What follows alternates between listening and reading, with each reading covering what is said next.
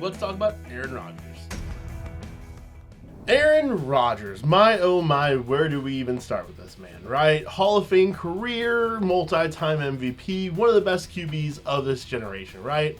And things have just gotten very weird over the last 5 or so years of Aaron Rodgers. Really, ever since the moment that Jordan Love walked through those doors in Green Bay, things just got kind of strange, you know? Then he is upset, but plays super well, wins 2 MVPs, goes and gets traded to the New York Jets, and it's like, okay, he's going to go full Brett Favre here, but then he immediately gets hurt, immediately tears his Achilles tendon, sits out that entire rest of the season, then after about 4 minutes, comes back the following year. Statistically not that bad of a season last year, not nearly as bad as it feels it was. They trade for Davante Adams, so he gets to play with his best friend, and that's all hunky-dory, but they win, you know, just no games, really, with those two together on the team. Now Aaron Rodgers on his way out from the New York Jets. Let's talk about the best fits and worst fits for Aaron Rodgers. So, guess what? Yeah, this is kind of outdated now, but Jameis Winston signing with the New York Giants obviously means Aaron Rodgers won't sign with the New York Giants.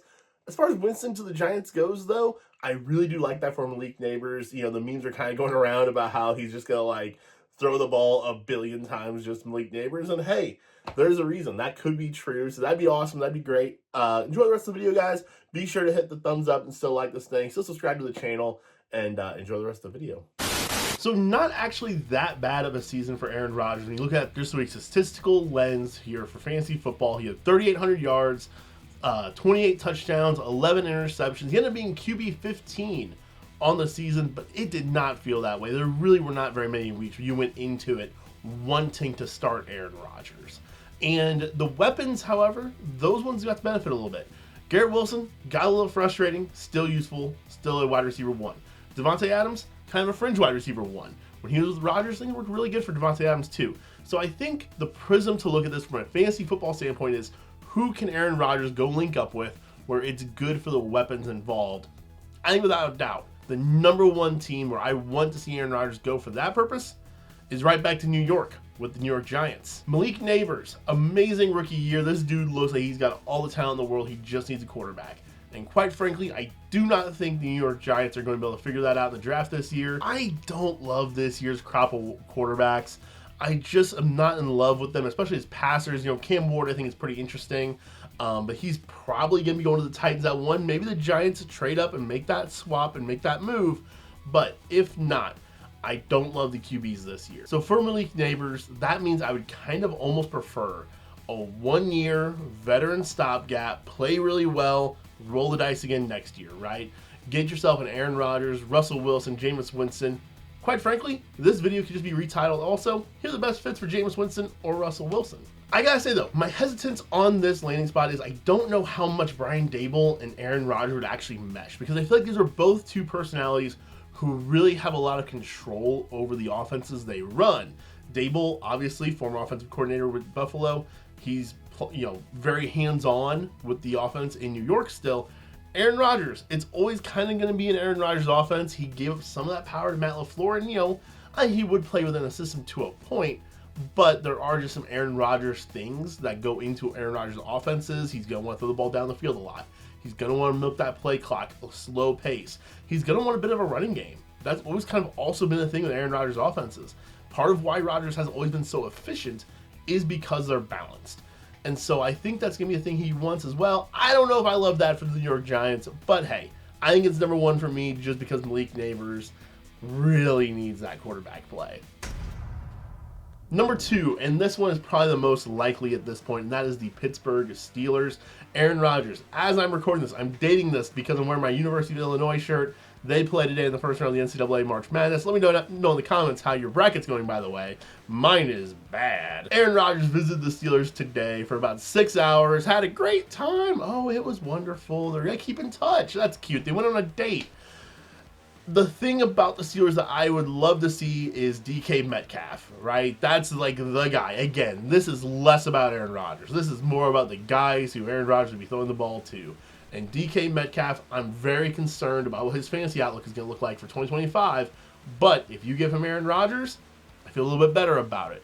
Again, also, I think if you give him Russell Wilson, I feel okay. If you give him Jameis, I feel okay for 6 games. That's kind of how I'm rating these quarterbacks here. If I'm doing a little bit of a tier list of the free agent QBs. is, hey, Rodgers, that's the best case scenario for these guys. Russ, okay, and then Jameis will be good when he plays, but he's going to get benched. From an offensive fit standpoint, I actually think this could be the best one for Rodgers, in that he has a wide receiver in DK Metcalf and maybe a second one in George Pickens. I'm not settled on him being the Steeler for the long term still, but you also have an offensive coordinator in Arthur Smith, who I do not enjoy. However, he wants to run the ball. He wants to keep this offense balanced. I think that could be really, really good if they're good at running the ball for Aaron Rodgers at this point in his career. This one is my super dark horse that I don't really think will happen, but I think it would actually be an interesting fit if it did, and that's the Cleveland Browns. They have an interesting weapon with Jerry Jeudy, who's really come out of his own here this past season, played the best football I think he's played in the NFL so far. They've got an offensive line that has been pretty good at times over the last couple of years still. Deshaun Watson, he's going to be out all year with injury. And so the runway's open for a full season stopgap here. And I think Aaron Rodgers probably has 1 year left in him. There's weapons there. There's David Njoku and Jerry Jeudy and Elijah Moore. There's things that can happen with this offense I don't think people are accounting for. And I think this is really a sleeper option for a veteran QB of some sorts. They did go get Kenny Pickett.